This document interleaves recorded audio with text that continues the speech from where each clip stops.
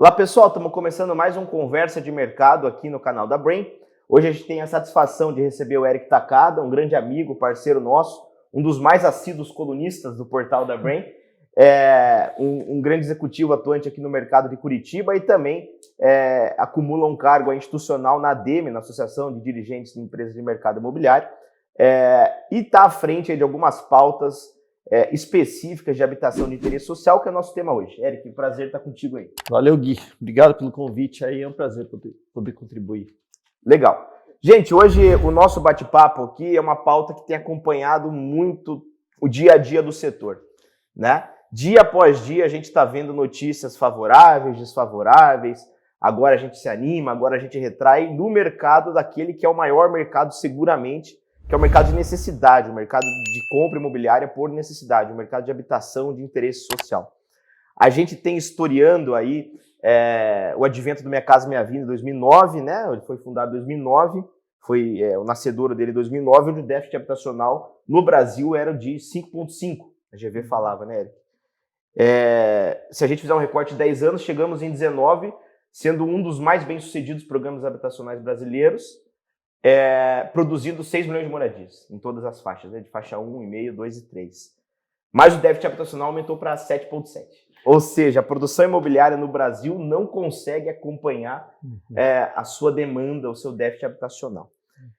E a gente falando do nosso bate-papo específico, isso acho que é um problema em todas as capitais, né, Eric? Mas a gente tem capitais que a gente vai falar ao longo aí do caminho, que conseguiram modelar isso, e mesmo a despeito do aumento de custos que a gente viveu nos últimos 2 anos, tem conseguido produzir habitações e atender essa maior demanda. O que não vem acontecendo numa mesma proporção em Curitiba. Eu queria que você desse o teu overview, algo bem opinativo mesmo, sobre essa contextualização, essa desaceleração, essa perda de tração que o produto econômico, Minha Casa Minha Vida, hoje o Casa Verde e Amarela, tem sofrido.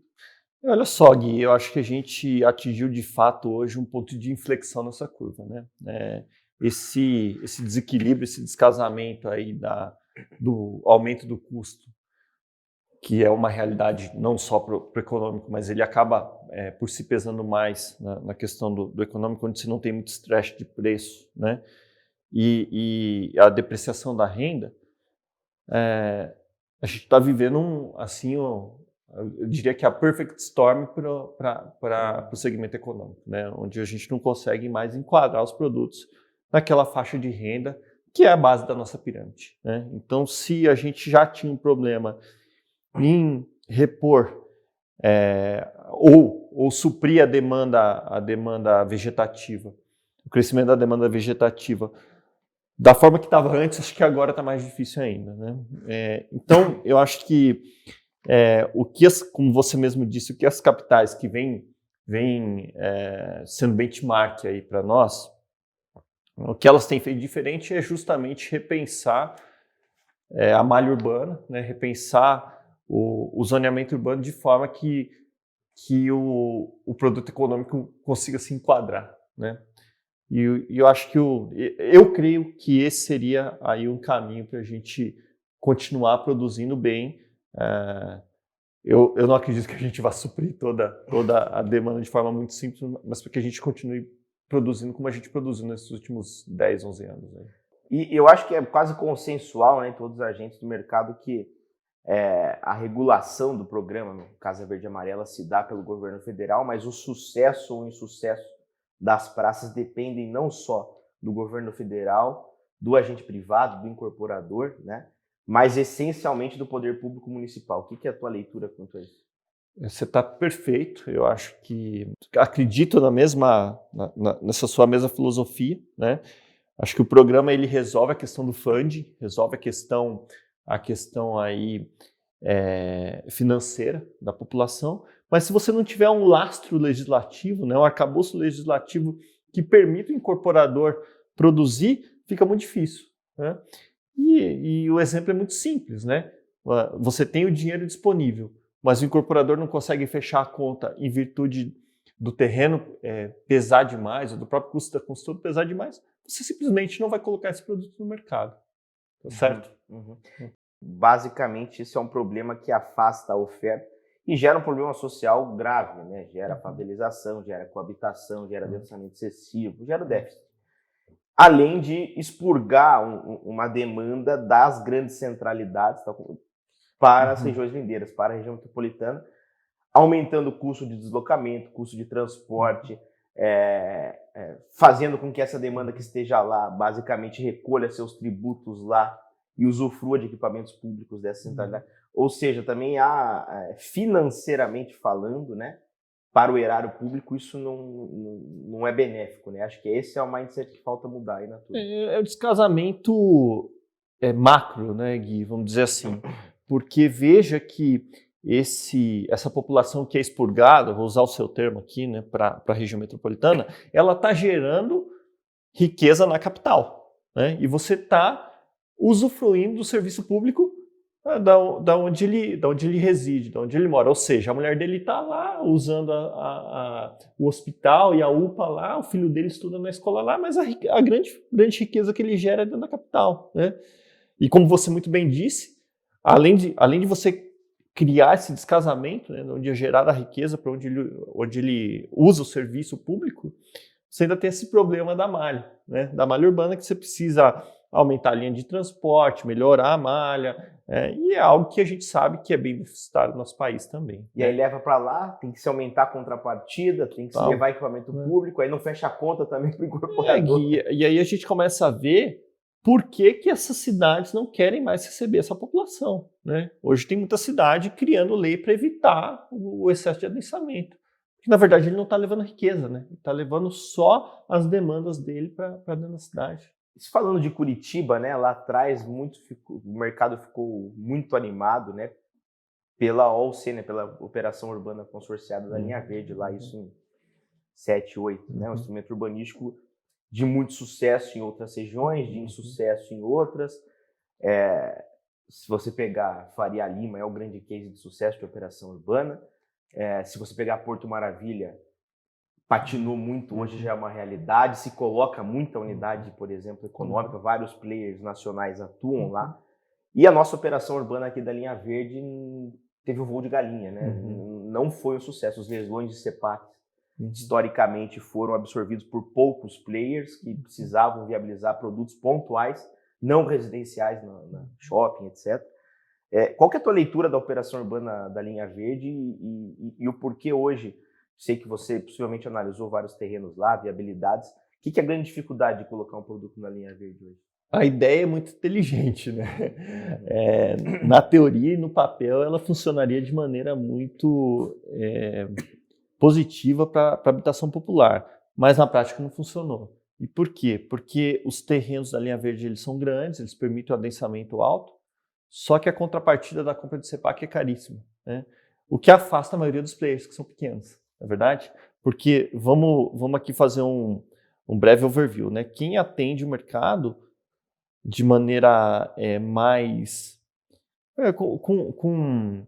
vamos chamar assim, com ritmo, não são as grandes empresas, né? Aqui na região metropolitana, são as empresas locais. O mercado é muito pulverizado. Né? É muito pulverizado. E justamente são essas empresas que não conseguem ali despender de um grande vulto de dinheiro para comprar potencial construtivo, CEPAC nesse caso. Né? Então o CEPAC acabou ficando muito caro, o que acabou filtrando um pouco das empresas que conseguem atuar na linha verde. Né? Então hoje são só os grandes players que conseguem colocar muito dinheiro na frente para comprar CEPAC para poder aprovar esses projetos. Então, na minha opinião, algo que seria muito salutar para a cidade virou um problema. Né? A linha verde continua desocupada, continua um vazio urbano, e eu não vejo uma melhora enquanto a gente não tiver uma alteração dessa legislação, né? Que não é fácil, a gente sabe já disso. Passou mais de 10 anos aí, né? E a gente vê também produtos que tentaram descolar, trazer algo fora, algo que se viabilizou na planilha, efetivamente, mercadologicamente não teve liquidez, né? Tivemos assim, produtos comerciais com uma menor liquidez na região, tivemos produtos que tentaram subir um pouco a régua e não conseguiram. Então é justamente o descasamento, né, do que a planilha vai conseguir fechar e do que realmente o público consegue comprar lá. Quem quer morar lá não consegue e quem consegue não quer, né? Então fica no meio do caminho. De fato a vocação da Linha Verde ou barracões de comércio ali, os atacadistas, né, os Power próprios, centers, né? Os próprios, exatamente, e os próprios ali armazéns que existiam nessa região, os centros logísticos, eles estão sendo desativados porque ficou inviável operar dentro da cidade. Então a vocação ficou mais para esse comércio aí de volumes maiores e para habitação popular, né? Mas a habitação popular, como eu te disse, não tá fechando a conta. Para vender lá, para fechar a conta, você tem que vender caro, e aí você cria esse descasamento, né, da renda, do poder aquisitivo, com o preço que você tem que lançar para poder pagar o CEPAC, para poder bancar o preço do CEPAC, né, nos terrenos. Se a gente pegar, cara, o histórico de Curitiba, o ano que a gente mais lançou, percentualmente falando, unidades econômicas, foi 2016, 33% da oferta curitibana, né? Chegamos a lançar algo como 1,5% em 2018, nada do que a gente lançou. Temos uma média entre 15% a 16%, enquanto no Brasil isso tem girado também muito por conta do interior, etc., a 45%, 50% dos lançamentos e de vendas, né? O que você acha que são os principais motivos aí dessa baixa penetração de oferta econômica? Falamos de alguns aqui, mas é também dificuldade de terreno, é custo de terreno. Vamos lá, 2018 a gente não estava com INCC, né? Ou seja, esse é um problema atual. Mas se a gente historiar Curitiba, ela sempre foi performando nesses patamares. Antes de entrar aí na questão das dificuldades, olha só como a gente vive uma incoerência, né? O nosso público aqui das classes mais econômicas, R$8.000, né, se eu não me engano. De 2,5 a 8 consegue comprar. A nossa linha de corte, né, representa 45% da população. E a gente está lançando em média 15%, 16%. Né? Então, aí já mostra a disparidade que a gente tem entre a demanda e a oferta. Bom, eu acho que Curitiba ela é um sinônimo de urbanismo, é um exemplo não só para o Brasil, mas para o mundo. A gente sabe que o nosso modelo de pensamento urbano ele foi exportado para outros países. Mas me parece que a gente vive uma utopia na cidade, sabe? Uma visão da cidade meio utópica, né? Que a gente vai deixar a cidade linda, pouco adensada, e que a população vai se virar, né? E esse se virar, Gui, na minha opinião, é ir para a favela. Né? Aumentar a locação onerosa. E chega uma hora que não tem mais espaço para locação, né? Chega uma hora que não tem mais a casinha do fundo do sogro, do pai, para morar. Ele acaba indo para moradia irregular, para a dita não cidade não legal, né? Ele sai fora da cidade legal. E aí os problemas já são todos aqueles que a gente conhece.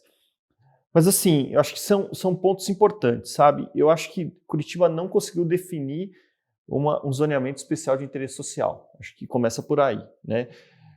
Quando a gente vai para a habitação popular, a gente está sujeito às mesmas regras de ocupação de qualquer outra região da cidade. O cara que vai ocupar no Batel, o cara que vai ocupar lá, no Umbará, é igualzinho o cara da Ecovilha do Batel. Exatamente, ele segue as mesmas regras da Ecovilha do Batel, né? Vou dar um exemplo aqui mais extremo. São Paulo mudou isso, né? E São Paulo saiu da casa dos 15% para ir para a casa dos 50%, né? Então, acho que tirar um pouquinho essa utopia, né? Achar que adensar deixa a cidade feia. Na minha opinião, o que deixa a cidade ruim é favela, não é o adensamento, né? Então, acho que a gente vive ainda uma ideia de cidade perfeita que não existe. E hoje as práticas de novo urbanismo permeiam o adensamento, né? O walkability, a cidade caminhável, poder fazer tudo isso está no adensamento, né? São Paulo, a gente saiu de patamares, como você falou, de 15, a lei de uso e ocupação do solo foi 16, né? Você estava lá em São Paulo na época ainda? Eu estava fazendo a transição para cá. Foi bem quando mudou e isso posicionou. Hoje você consegue comprar um HIS, um HMP, né? Habitação de moradia popular, na Vila Olímpia, Pinheiros, Vila Mariana. Perfeito. Né? Regiões ultra cobiçadas, né? Então, realmente, São Paulo democratizou a oferta, posicionou. Ainda que hajam ali contestações ao engessamento do Código de Obras e de leis complementares lá ao plano diretor, que acho que são genuínos essas contestações, não dá também para falar que não foi benéfico como um todo para a cidade nessa questão de habitação de interesse social. Acho que a gente também discutiu muito sobre Porto Alegre, que é uma realidade mais próxima a Curitiba, uma cidade menor que Curitiba, que tem setorizações específicas, que tiveram mudanças substanciais e que hoje também trabalham em patamares 30%, 35% da oferta em habitação de interesse social, né? Coisas que a gente não está conseguindo fazer. Inclusive, é só você ver os próprios big players atuantes no Brasil, por vezes, tirando um pouco o pé ou mudando o perfil da oferta da cidade, indo para a SBPE, não por uma decisão só estratégica, mas por um fator de sobrevivência da empresa. Né? É legal você falar isso, porque quando a gente olha de fora, parece que é uma questão de especulação imobiliária. Quer ganhar mais, né? Parece que é uma questão de especulação, parece que é uma falta de vontade da iniciativa privada de fazer essa moradia. Né? Muito pelo contrário. A gente tem empresa, e a gente sabe disso, né, Gui, que trabalha só nessa faixa. E ela simplesmente não consegue atuar na cidade porque ela não consegue fechar a conta aqui. Né? E a conta é muito simples, né? Tem que caber no bolso É a conta de chegada, né? Tem que caber no bolso dessa família. Né? Quando a gente não permite o adensamento, o que acaba acontecendo? Acaba acontecendo que o peso do preço da terra ele é muito maior na unidade habitacional, né? No apartamento, na casa. Uhum. Né? Se o peso é maior na casa, a casa vai ter que custar mais caro, não cabe no bolso, não fecha a conta para o incorporador, não fecha a conta para o comprador. Né? Ninguém vai fazer esse produto dentro da cidade. Então, assim, eu vou dar alguns exemplos. Né? Curitiba restringe demais a questão do gabarito. Tá? Tem maneiras da gente liberar isso sem criar um prejuízo, digamos assim, visual para a cidade. Né? A própria questão da área mínima de lazer. Né? Poxa, a gente aqui, num exemplo hipotético, a gente para uma habitação coletiva de 100 unidades, a gente precisa de 900 metros quadrados. Em São Paulo a gente faz a mesma com 200. Né? E aí eu acho que já cabe uma distorção, né? Porque até que ponto é responsabilidade do incorporador deixar área de lazer dentro do empreendimento, né? Até que ponto que isso não é discutível se não é uma responsabilidade da própria municipalidade ou do próprio poder público. Sabe? E a que ponto também a municipalidade deve reger aspectos como esse, né? O próprio mercado reger aspectos. Não vai fazer lazer, não vende, né? Aí eu volto ao meu cerne, né? Será que é melhor você ter um empreendimento com lazer um pouco mais enxuto, ao invés de você ter o cara morando lá na favela, onde ele não tem nem saneamento, na verdade? Então, acho que essas questões precisam ser revistas. Outro ponto importante é a questão do número mínimo de vagas. Né? Esse eu acho que é um ponto extremamente relevante. Curitiba, na minha opinião, ela tomou um caminho estranho, porque ela liberou vaga no centro, ou seja, a gente pode hoje fazer habitação no centro sem vaga nenhuma. Né? Ou seja, estamos promovendo aí um tipo de habitação que privilegia o transporte público. E quando você vai para a periferia, você é obrigado a fazer uma vaga por unidade. Né? No meu ponto de vista, faz pouco sentido. Numa cidade que também é modelo em modal público de transporte. Perfeito. Se a gente tem aqui todo o nosso... o que é nosso grande benchmarking aqui, que é nosso modelo de transporte. Pai do BRT, né? Por que a gente olha de maneira diferente, né, para a periferia? E sabe, Gui, no fim das contas, né, é nesse sentido que a gente, como iniciativa privada, pode contribuir com o poder público, sabe? A gente precisa, talvez, trazer à luz da realidade esses problemas, né? Essa dificuldade que a gente tem para produzir a moradia. Sair da métrica do papel e humanizar isso um pouco, né? Porque o fomento à inexistência de vaga em áreas centrais, onde a fração ideal do terreno pesa muito, você não consegue colocar habitação de interesse social. Na verdade, você está beneficiando o adensamento, etc., para o que muitos chamam do milênio, para o cara que é descolado, que é o jovem rico, etc. Então, a gente está beneficiando uma parcela da população. E é paradoxal, né, Gui? Porque, olha só, no centro a gente faz 5, 6, 7 vezes o tamanho do terreno, não é verdade? Se a gente pensar em área privativa. E você vai para a periferia, você faz uma e meia. Você concorda que é um paradoxo, né? Onde a gente precisa ter mais moradia, é onde a prefeitura permite a gente adensar menos. Não faz nenhum sentido. A questão da vaga é outra coisa que o mercado tem regido, né? Perfeito. Então, eu concordo com você. É uma regulação que não devia partir do governo, né? Devia partir do próprio mercado, como é o preço do imóvel. Né? Muitas cidades também trabalhando com sobressolos, com áreas não computáveis, etc. Né? Medidas aí que também ajudam na viabilização. Agora, aqui eu queria não restringir a nossa crítica à só cidade de Curitiba, sabe? Eu acho que a região metropolitana também está tendo um olhar muito mais restritivo, né? O número aí de vocês mesmo, né, Gui, é que nos próximos 5 anos a gente vai precisar de 80 mil moradias. Novas moradias para esse segmento, né? E a gente está produzindo o quê? Somando Curitiba com região metropolitana, 4 mil por ano. Ou seja, a gente vai produzir 20 mil. E a região metropolitana perdendo tração também na habitação intersocial. Se pega a maior cidade da região metropolitana, já é difícil colocar lá também São José dos Pinhais. Né? Justamente porque essas municipalidades perceberam que é pouco benéfico para eles receberem essa população que não está gerando riqueza lá, né? Que foi como a gente começou o nosso papo aqui. Então, assim, acho que isso é uma ação conjunta, sabe? Curitiba não adianta pensar sozinho nisso, né? Tem que ser sentado aqui, a gente tem maneiras de encaminhar essa pauta. Eu tô nessa pauta junto com uma comissão lá na ADM, a gente trouxe o Sinduscom para discussão também. Acho que faz todo sentido, aliás, né, acho que até demoramos para a gente colocar isso em discussão. Na verdade, é beneficiar realmente, assim, habitação de interesse social necessariamente precisa de fomento da iniciativa pública. E a gente nem colocou em pauta aqui ainda a geração de renda e de emprego que isso vai criar dentro da cidade. Sem dúvida. Então, né? assim, tem ganhos secundários importantes. A gente fez cálculos aí, em ordens conservadoras.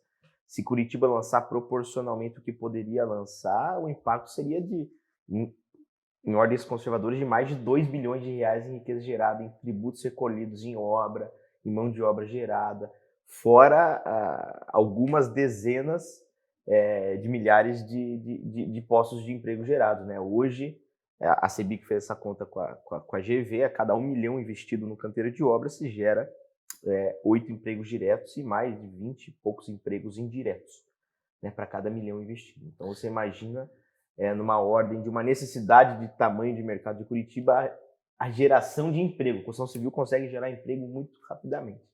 E mais uma questão, né? Essa dificuldade fez com que grande parte dos players subisse a régua e passasse a atender muito mais no meio da pirâmide, né? Quando a gente tiver uma flexibilização e uma condição da gente conseguir o affordability aí, consequentemente a gente vai induzir que esses players desçam e produzam também na base da pirâmide, regulando a oferta. E é importante citar também que não há um enxugamento até então de metragem, né? Até porque também isso está regulado, né? O Código de Obras regula. Então a gente tem trabalhado a metragens médias de 46, enquanto São Paulo tem vendido hoje 32 metros. Nossa, mas é desumano, como você falou, talvez desumano é não ter água e esgoto, né? Desumano é você estar numa encosta, você estar lá na Bilhas, em São Paulo, numa ocupação irregular, né? E não morando em 32 metros em 2 dormitórios, que é sim um produto, mas é a conquista da vida, é a dignidade da vida da pessoa, é a principal compra da vida daquela pessoa, né? Então a gente está trabalhando ainda em deltas de metragem muito distantes do que outras cidades em termos de metragem. Não houve um grau especulativo a ponto de falar, não está se enquadrando porque vocês subiram muito o preço. Não, na verdade não, né? Se a gente comparar os preços praticados comparados ao incremento de INCC ou ao próprio IPCA, há um abismo entre os preços praticados, que hoje está na ordem de R$ 4.500, a oferta que sobreviveu em Curitiba, né? Para um patamar de crescimento de INCC nos últimos 2 anos absurdamente mais alto. Né? Isso é porque você nem colocou nessa sua equação a depreciação da renda. Exatamente. Né? Porque assim, esse cara, perdeu o poder de compra, essa família está gastando muito mais para viver, seja em mercado, seja em transporte, seja no que for, na verdade. Ou seja, para ele atingir aí essa conquista da moradia está ainda mais difícil, né? E os números de vocês provam isso. Então, basicamente, assim, o que a gente chega numa conclusão aí, né, é que o que falta de fomento não necessariamente é uma vontade da iniciativa privada, mas também um revisionamento das políticas públicas que fomentem isso. Isso que a gente não falou de como outras cidades praticam isenções de TBI, não falamos de Coab aqui ainda, não falamos estamos falando aí de um mercado já orientado ao que seria faixa 2 e 3 em Curitiba, que é uma família aí de seus R$4.500, R$5.000, que hoje não consegue comprar nada, né, em Curitiba, a verdade é essa. Mas você citou gabarito, né, realmente torres sem elevadores, aqui se exige, é mais restritivo. Afastamento de torres, né, aqui também é bastante restritivo. A questão de área mínima de cômodos, né, inclusive estando acima do que a própria Caixa Econômica... Exatamente, né? A Caixa regula isso. Né? A Caixa regula para financiar. E, de novo, né, Gui, até que ponto que isso não é regulado pelo próprio mercado, sabe? Vamos pegar um exemplo aqui, o exemplo americano. Por exemplo, lá nos Estados Unidos você não tem código de obras regido pela municipalidade ou pelo estado, né? Você tem uma série de normas que você tem que seguir e você responde até criminalmente se você fizer alguma coisa fora ali do que rege a boa técnica ou a norma segura para o morador, né? E, de novo, aqui no Brasil a gente tem essa mania de estado gigante, ele quer palpitar até no tamanho da sala que a gente vai fazer, sabe? Eu acho que é uma discussão que vale outra entrevista, vale outro tema, né? Mas a gente acaba caindo também nessa discussão, quando a gente fala, por que o Estado está regulando o tamanho da moradia? Não é verdade? Muito mais restritivo que a própria BNT. Pois é. Se você tem a BNT que rege isso, em que você, querendo ou não, é regulado, né, por ela, é estranho dizer que o Estado também palpita e quer colocar o dedo dele nisso, né? Então, eu sou crítico realmente a essa posição do Estado. Eu acho que a gente já vê exemplos no país onde isso tem se flexibilizado. De certa forma, Curitiba está indo para esse caminho, né? Com a aprovação simplificada e a aprovação de manchas, mas acho que tem um caminho longo ainda pela frente.